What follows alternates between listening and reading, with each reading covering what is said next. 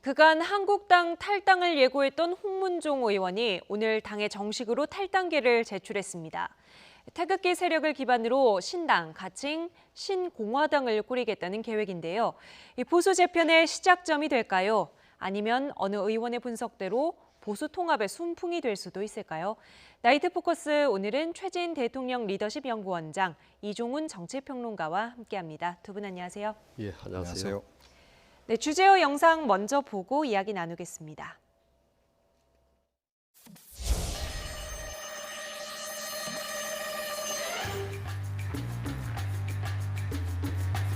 모든 태극을 아우르는 신공화당을 저희가 지금 만들 준비를 하고 있고요. 박정희 전 대통령과 박근혜 전 대통령의 어떤 정신을 잇는다, 그런 의미가 담긴 거겠죠? 그렇게 생각하시는 분들이 많이 계시더라고요. 뭐 그걸 저희 부인하지 않습니다.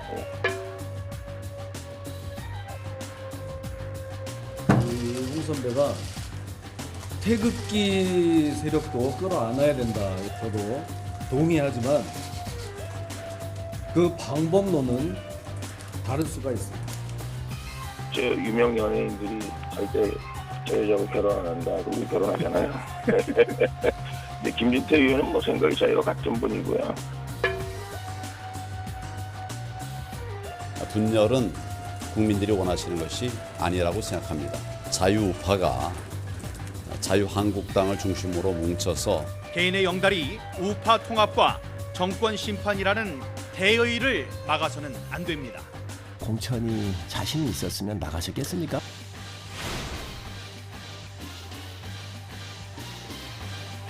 최소한 20석 원내 교섭단체는 구성시킬 수 있는 그런 힘은 있다. 그럼 반드시 성공할 거예요.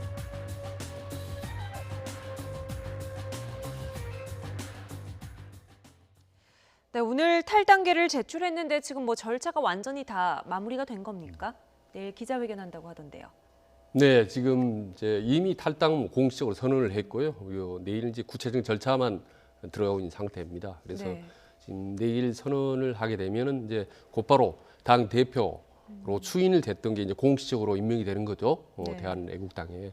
그리고 이제 신공화당이라는 이른바 친박 신당이 네. 이 공식 출범하는 그런 날이 아마 될 것 같습니다. 네, 홍문종 의원은 뭐 오늘 대한애국당 최고위원회의에 참석을 해서 공동대표 추인까지 받은 상태인데요.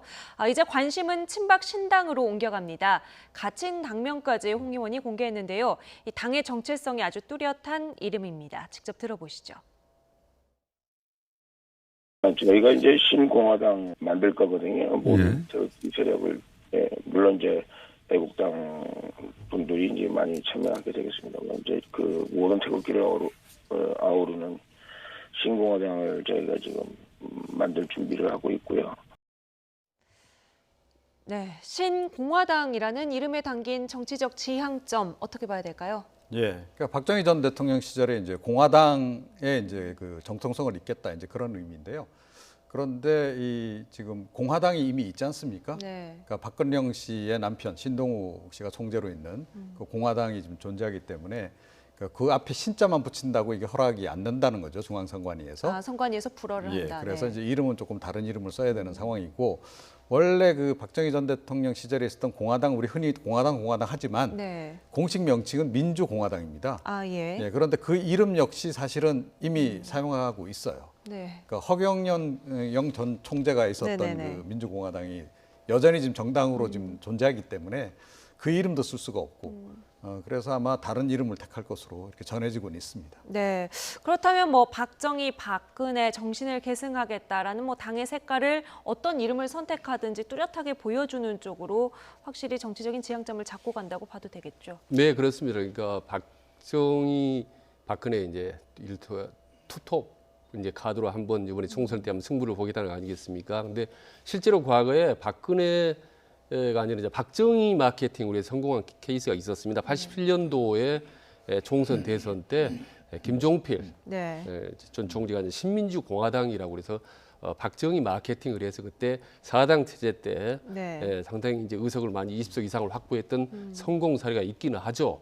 그러나 이제 지금 다시 어떻게 보면 이제 흘러간 물을 다시 되돌릴 수는 없는 겁니다. 그런데 네. 다만 이제 현재 TK 대구 경북 민심이 좋지 않다는 점, 그리고 최근 이제 고령화 인구에서 이제 60대 이상 인구들이 많지 않겠습니까? 그래서 TK와 60대 이상 이제 실버 이른바 이제 세력을 묶어서 네.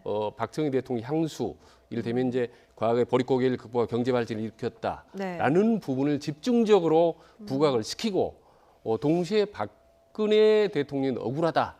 이 정권에서 이런 이제 정치적인 마케팅을 네. 동시에 하면은 어느 정도는 우리 살아남지 않겠냐라는 이제 그런 정치 공학적인 그런 판단을 한 것 같습니다. 네, 홍문종 의원의 계산으로는 10에서 15% 정도 민주당과 한국당을 찍을 수 없는 10에서 15% 정도가 우리 당으로 흡수될 것이다. 이렇게 전망을 하는데 실제 파급력 어느 정도로 보세요? 그러니까 그것이 좀 의외로 가능성이 좀 있다는 얘기거든요.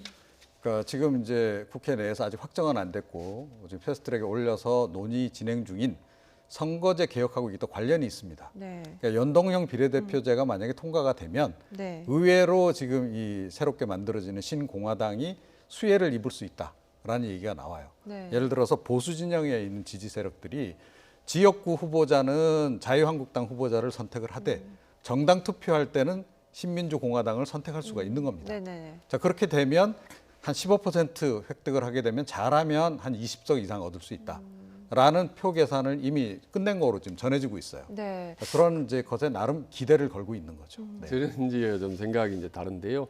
물론 저는 이제 중도의 표는 있다고 봅니다. 네. 이를테면 어느 한쪽으로 치우친 민주당과 또 오른쪽으로 치우친 한국당 사이에서 아직 판단을 하지 못하고 있는 이른바 합리적인 어떤 보수 내지는 개혁적 보수에 중도표가 있다고 봅니다. 네. 그 표들이 이제 앞으로 어디로 갈지 이게 상당히 이제 총선의 중요한 바로미 텐데, 근데 지금 홍문종 의원이 추진하는 신공화당 이쪽은 중간이 아니지 않습니까? 네. 사실은 이제 오른쪽 더 중에서 오른쪽으로 한참 가 있죠. 오른쪽이기 네. 때문에 이 10%, 15% 있다 하더라도 극히 일부만 가지 그 네. 중도표가 간다는 거는 지금으로서 너무 좀 아전 이수격은 해석이 아닌가 하는 생각이 듭니다. 민주당도 한국당도 찍을 수 없는 10에서 15%는 중도 보수나 중도 진보로 갈 가능성이 더 높지 예. 더 극으로 가지는 않을 예, 것이다. 어느 한쪽으로 가지는 않는다고 봅니다. 예.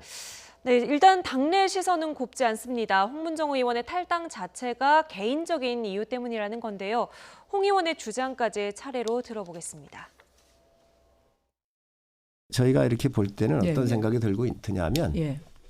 홍문종 의원께서 본인의 결단을 스스로 할 일이기는 한데 공천이 자신이 있었으면 나가셨겠습니까?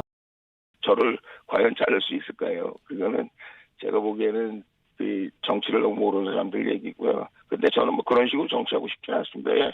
그분들이 뭐 저 자르고 싶었겠죠. 네, 결국 공천 자신 없는 거 아니냐. 설마 황교안 대표가 나를 자를 수 있었겠느냐. 이렇게 서로 엇갈리는 말을 하고 있는데 누구 말이 맞다고 보세요? 예, 저는 뭐 공천 받을 가능성이 희박하기 때문에 한 선택이다라고 개인적으로 보고 있습니다. 그러니까 실제로 오늘 또 어떤 일이 있었냐면요. 황교안 대표가 특보단을 8명을 더 임명을 했습니다. 네. 특보단이 무려 지금 39명이 돼버렸어요. 그러니까 지금 사실은 대선 국면도 아닌데 네. 개인 특보단을 이렇게 많이 뿌린 이유가 뭡니까? 결국은 친한계 공천을 하기 위한 그 인재 영입을 벌써부터 하고 있는 거다라고 지금 당내외에서는 보고 있는 거거든요. 네. 자, 이런 상황에서 그러니까 좀 다선 의원들 같은 경우 더군다나 이제 뭐 친박 핵심이었다든가 또는 비박계 핵심 중에도 마찬가지죠. 이런 분들 입장에서는 굉장히 불안해질 수밖에 없는 거죠. 네. 그러니까 1차적으로 물갈이 대상이 될 가능성이 굉장히 높은 겁니다. 자, 그런 위기감을 감지했기 때문에 이번에 이런 선택을 전 한 것이다라고 보고 있습니다. 저는 뭐 동의하는데요. 어떻게 보면 홍문종 의원이 상당히 정치적 감이 빠르다.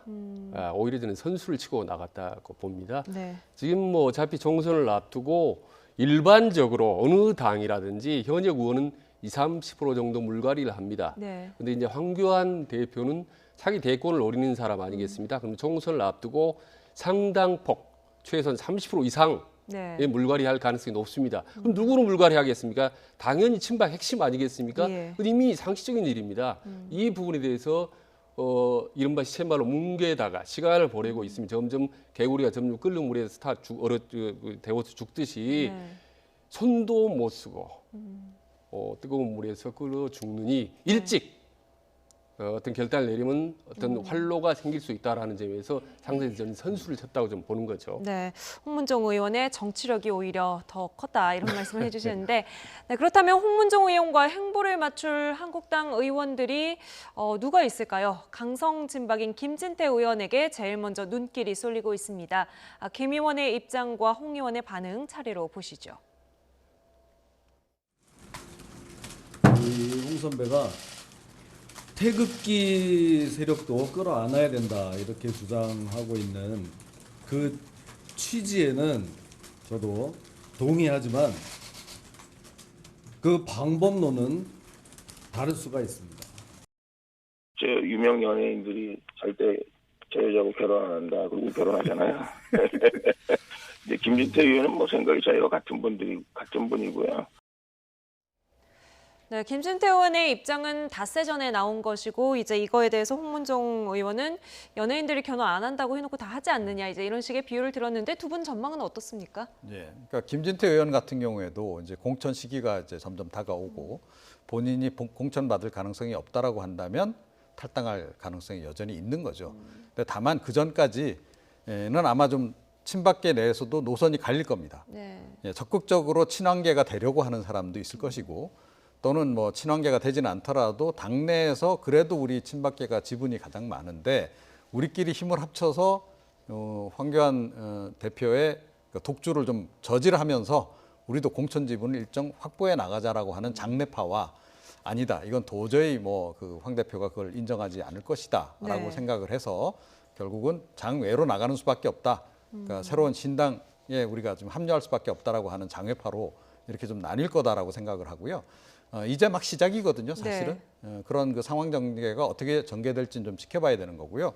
그다음에 사실은 지난번 보궐선거 직후에 황교안 대표가 대한애국당하고 이 통합 가능성에 대해서도 언급한 적이 있습니다.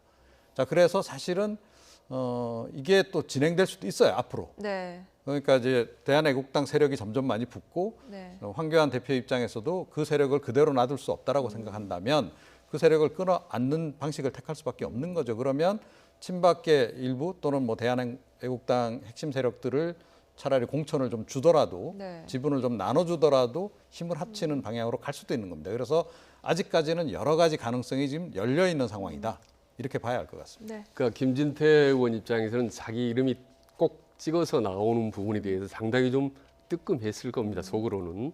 그런데요, 사실 자유한국당 내부에는 지금 리스트들이 나와 있어요. 이른바 블랙리스트들이 공천을 하면은 1순위, 2순위, 3순위에서 네. 어느 정도 지금 암암리에 퍼져 있습니다. 예. 그래서 지금 한두 명이 이름이 꼭 찍어서 나왔지만 상당히 떨고 있는 친박 의원들이 많습니다. 자유한국당 내에. 네. 어느 시점에 어떻게 정리하느냐는 시간 문제만 남아 있는 건데 다만 여기서 황교안 대표 입장에서는 저 사람들이 친박 핵심들이 떨어져 나가는 것이 나은 것이냐 아니면은 남아 있는 것이 남느냐 이거거든요. 네. 그러니까 떨어져 나가면 일종의 분열이 되느냐 아니면은 불감청이용 고소이지만은 훨씬 그게 낫지 않나 이게 이제 판단할 겁니다. 네. 근데 저는 생각으로는 10명 이내로라면 안팎이라면 친박 핵심들이 떨어져 나가주는 것이 황교안 대표 입장에서 훨씬 더 편하죠. 네네. 다만 밖으로 표시는 하지 않겠지만 네. 다만 이제 박지원 의원처럼 만약에 이 숫자가 너무 많아서 20명 넘어간다면 그게 이제 분열로 비칠 수도 있지만은 네. 저는 그 가능성은 상당히 낮다고 보는 거죠. 과거의 전례로 볼 때. 네. 예. 일단 박지원 의원의 전망까지도 지금 같이 언급을 해주셨는데 일단 한국당 내부 분위기부터 보도록 하겠습니다. 전체적인 분위기는 일단 싸늘하다 이렇게 봐도 되겠습니다. 초재선 의원들의 모임인 통합과 전진 그리고 황교안 대표의 생각 들어보겠습니다.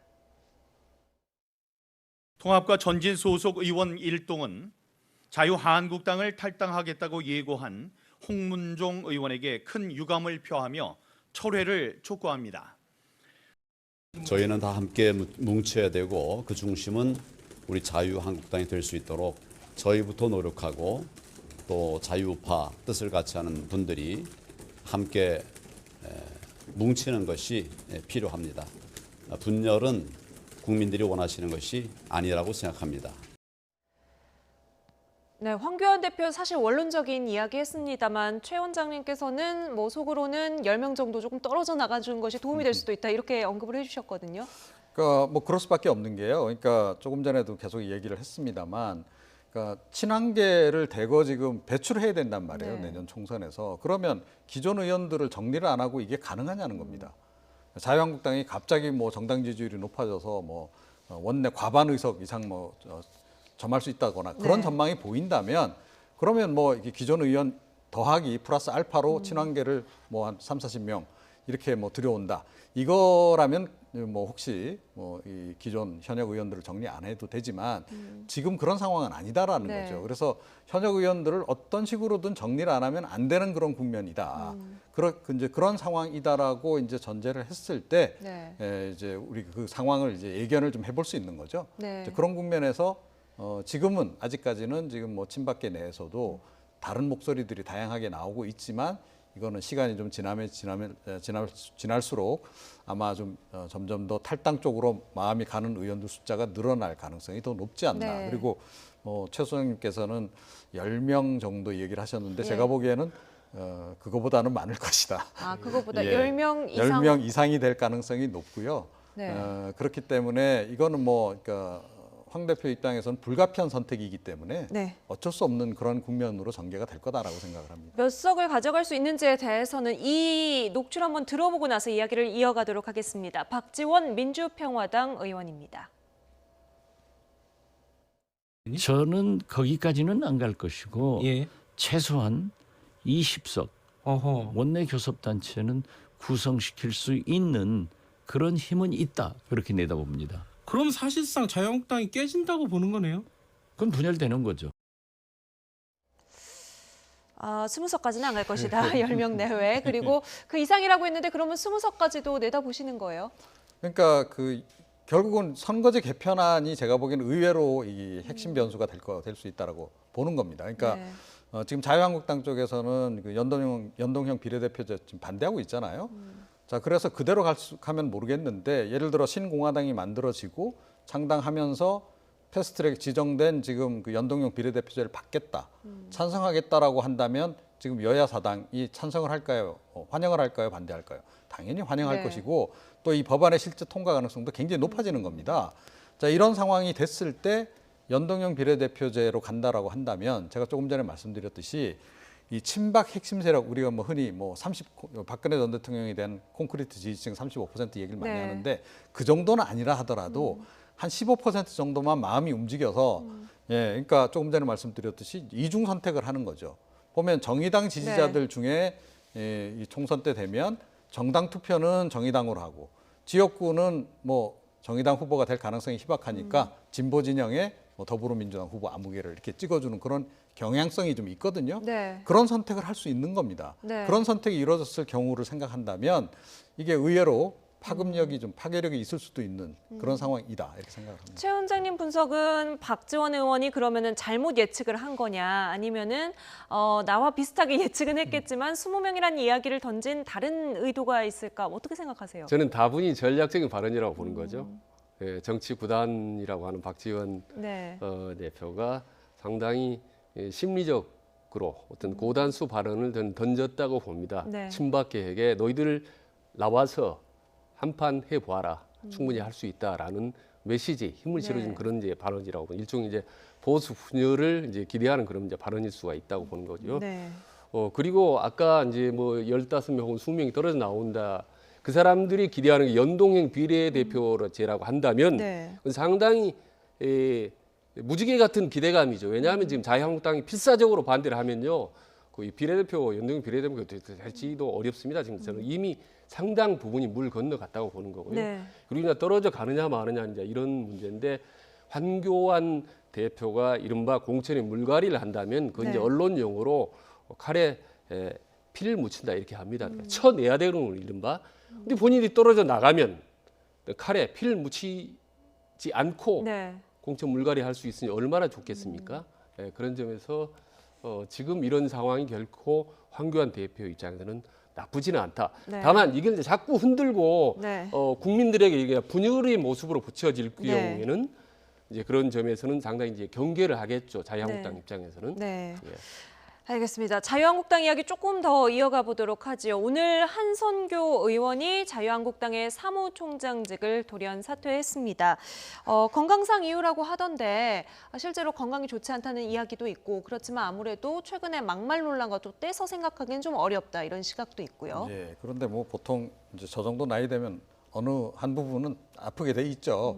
그래서 사실은 이제 건강이 핵심 이유는 아닐 거다라고 지금 보는 설이 지금 지배적입니다. 네. 저도 그렇게 지금 보고 있고요.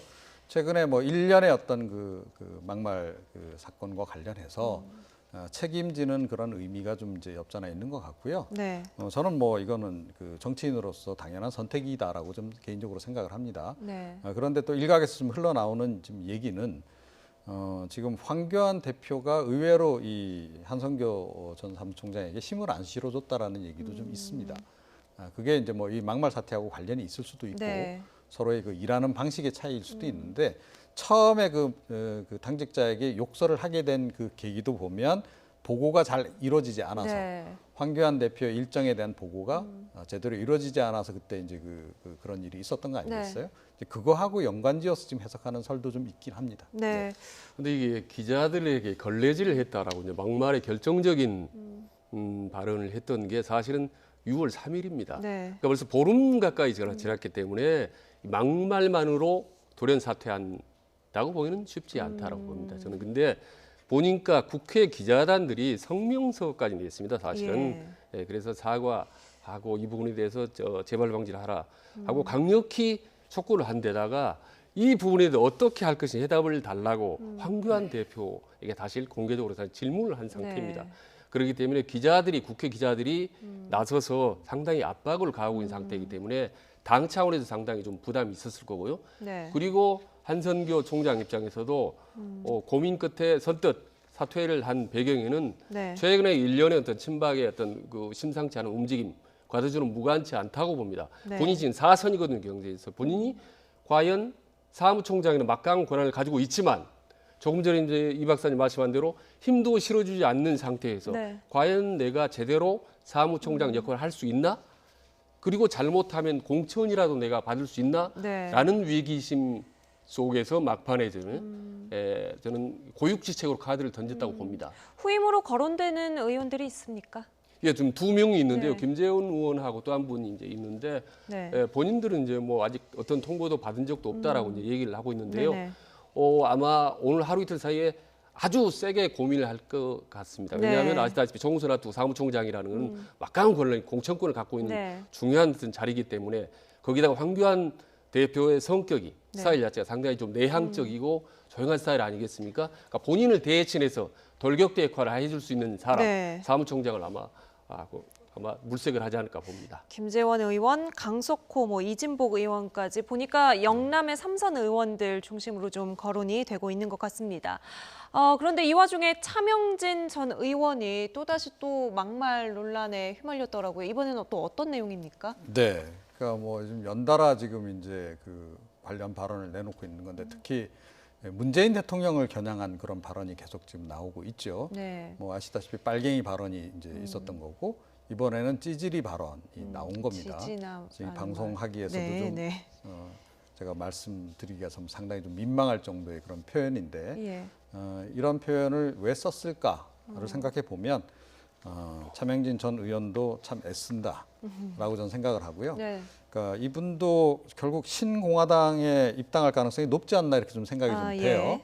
그러니까 결국은 이제 그 보수 진영 그 중에서도 아주 좀 태극기 세력들의 마음에 드는 얘기를 계속 지금 내놓으면서 네. 문재인 대통령하고 대립각을 세우고 그걸 통해서 존재감을 좀 강화를 해서 그쪽에서 지금 활로를 찾으려고 하는 생각이 네. 있는 거죠. 그러니까 차명진 전 의원도 뭐 지금 정치적인 목표는 딱 한 가지밖에 네. 없는 거 아니겠습니까? 내년에 공천받아서 국회의원이 되겠다. 네. 거기에 완전히 지금 올인하고 있는 그런 모양새인데요. 네. 근데 이게 이제 정말 득이 될지 실이 될지는 두고 봐야 한다. 이렇게 생각합니다. 역시나 의도적이고 전략적인 네, 발언이었을 것이다라는 분석이신데 지금 문재인 대통령 스웨덴 연설을 가지고 쌍방 과실설 이 얘기를 하고 있는데 구체적으로 어떤 부분을 문제 삼아서 저렇게 이야기를 하는 건가요?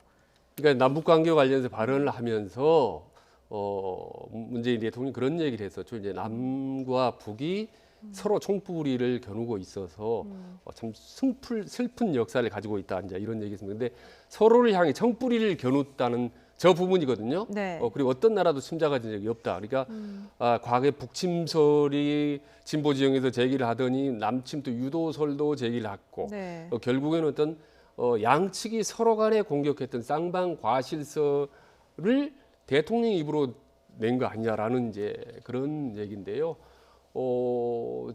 문제는 지금 이런 문제가 된 게 네. 아까 대통령을 향한 정치인의 이제 막말 이십이 아니겠습니까? 근데 저는 이제 차명진 전 의원의 개인적인 꼭 문제는 아니라고 보고요. 아시다시피 이제 유튜브를 10분만, 5분만 네. 들여다 보신다면 네. 대통령에 대한 정말 민망한 그런 표현들이 너무나 많습니다. 그리고 마이크를 잡고 광화문 여의도에서 떠드는 보수 농객들의 발언도 그렇고, 네. 그리고 뭐 진보 진영이 어떻게 보면 이제 양방에 그래서 네. 저는 이런 부분들은 보수든 진보를 떠나서 네. 좀 스스로가 어느 정도 좀 선 금도를 지켰으면 좋겠다. 왜냐하면 네. 이후에 다음 차기 대통령이나 그 이후로 계속 막말의 도미노가 생기면요. 그다음에 정말 걷잡을 수가 없습니다. 네.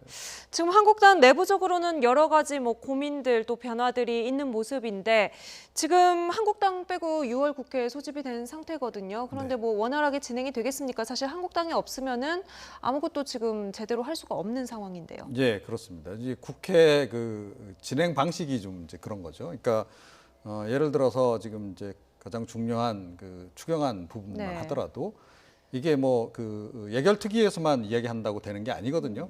그 전에 상임위에서 먼저 논의를 해야 되는데 상임위 중에 이제 위원장이 자유한국당 의원인 곳도 꽤 많이 있단 말이에요. 예. 자, 이제 그런 것 같은 경우에는 이제 사회권이라도 넘겨주면 회의를 진행할 텐데 그 자유한국당 차원에서 과연 위원장들에게 사회권을 넘겨주겠는가? 네. 절대 안 넘겨주는 거죠. 그러면 네. 해당 상임위원회에서 그 관련 예산 심의가 안 되면 이걸 최종적으로 예결특위에서 어떻게 논의를 하기가 상당히 부담스러워지는 겁니다. 그러니까 게다가 예결특위 위원장도 자유한국당 몫이단 말이죠. 네. 자, 그런 부분이 있어서 이번에 이제 그 여야 사당이 어찌됐건 그 힘을 합쳐서 국회 소집을 하긴 했는데 실제로 진행되긴 어려울 것이다. 결국 의사일정 합의는 자유한국당이 들어와야 지금 가능한 현실적으로는 그런 상황입니다. 그 자유한국에 들어올 수 있는 단초나 계기 어디서 제일 가능성 높게 찾아야 될까요? 지금 자유한국당 쪽에서 지금 막판에 지금 제기한 그 요구 사항이 하나 있잖아요.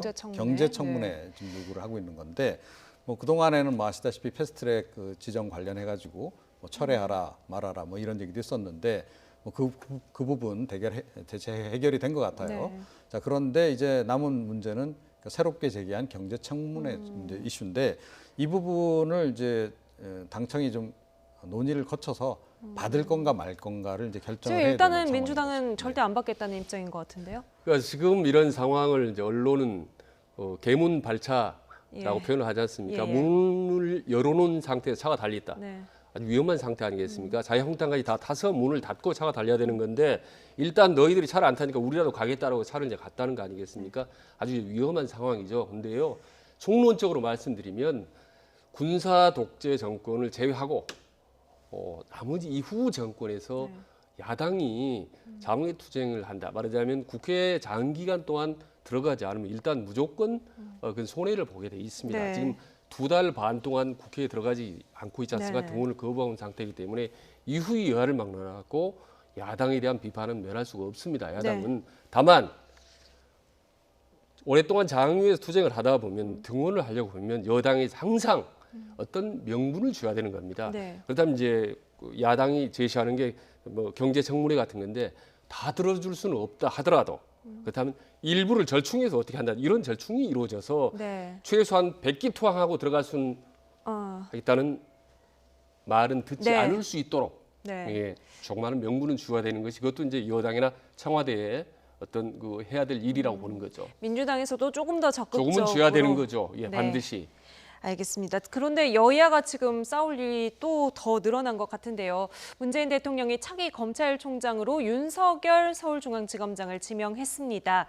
파격이라는 평가 속에 여야 반응은 극명하게 갈리고 있습니다. 두 번째 주제어 보고 이야기 이어가죠.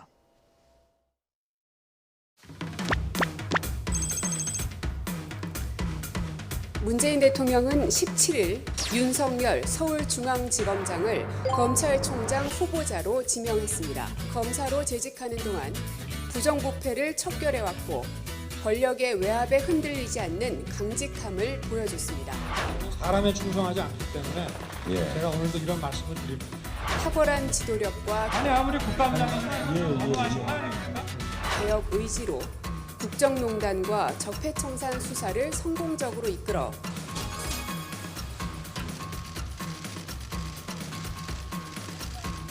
무거운 책임감을 느낍니다. 여러분들 많이 좀 도와주시길 부탁드리고 그동안 검경 수사권 조정에 대해서 입장을 밝히지 않으셨잖아요. 앞으로 차차 여러분들께 말씀드릴 기회가 있지 않겠나 이런 생각이 듭니다. 우리 사회에 남은 적폐청산과 국정농단 수사를 마무리하고 미래지향적인 새로운 검찰 개혁을 이끌 적임자라고 야권 인사들을 향해 강압적인 수사와 압수수색 등으로 자신이 문재인 사람임을 몸소 보여주었습니다. 문정부의 가장 전형적인 코드 인사입니다.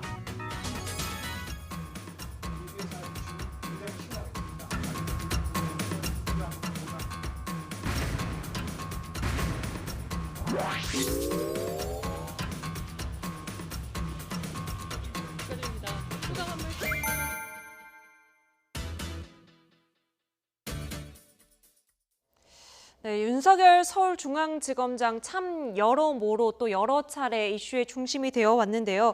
일단 검사로만 봤을 때 좀 어떤 길을 걸어온 분인지 좀 짚어주시죠. 이제 뭐 워낙 이제 강골로 알려진 분 아닙니까? 이제 조금 전에도 화면으로서 이제 확인했다시피, 네. 그러니까 이 박근혜 정부 시절에 그러니까 국정원 그 댓글 공작 관련한 그 사건 수사할 때 외압이 있었다라고 하는 걸 인정도 하고, 네. 그걸 또 이제 공개도 하고 하는 바람에 상당히 이제 불이익도 많이 받고, 그때 또 남긴 유명한 말, 사람에 충성하지 않는다라는 말이 지금까지도 전설처럼 전해지는 이분의 성격을 좀 굉장히 잘 보여주는 이제 그런 그 발언이었다라고 생각을 하고요. 네. 지금 뭐 이번 정부 들어서는 그야말로 지금 계속 지금 영전을 거듭하고 있는 그런 그 상황이죠.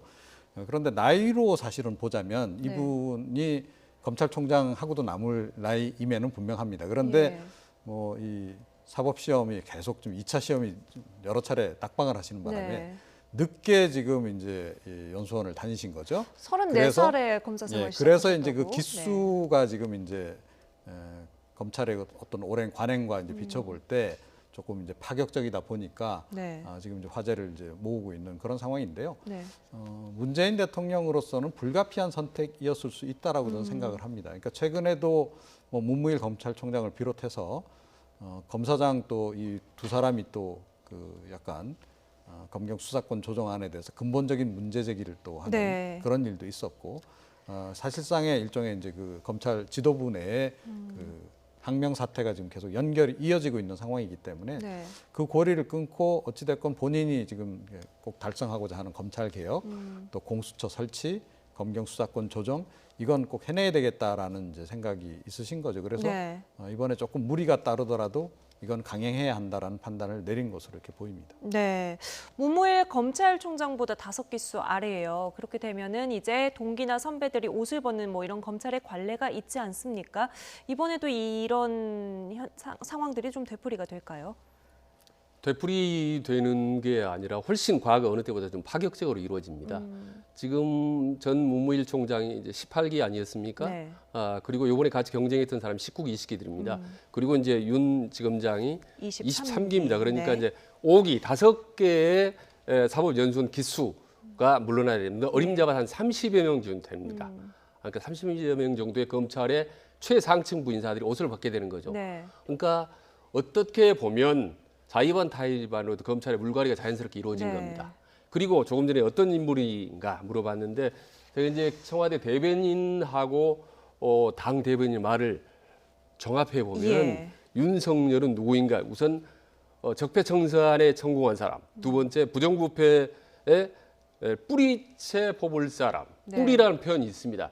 세 번째로는 이제 검찰 개혁을 완성할 수 있는 사람이거든요. 이런 사람이라면 저는 뭐 문재인 대통령으로서 안 뽑을 이유가 없죠. 저는 애당초에 4명 중에 딱 윤석열 내정자가 이름이 들어가 있길래 저는 네. 좀 뭐 보나 마나 뭐 하겠다. 네네네. 더구나 지금 임기 3년 차를 지금 접어가지 않습니까? 점점 시간이 갈수록 이제 청와대의 어떤 힘이 점점 줄어들 수밖에 네. 없는 상황에서 돌아온 칼잡이를 선택할 수밖에 없다. 네. 워낙에 뭐 검찰의 특수통이었고 또 적폐청산 수사를 계속 해왔기 때문에 이 부분은 알겠습니다만 그렇다면 이제 관심은 윤석열 지검장은 검경 수사권 조정 문제, 검찰 개혁 문제에 어떻게 대응할 것인가 하는 부분이거든요. 직접 들어보고 오겠습니다. 무거운 책임감을 느낍니다.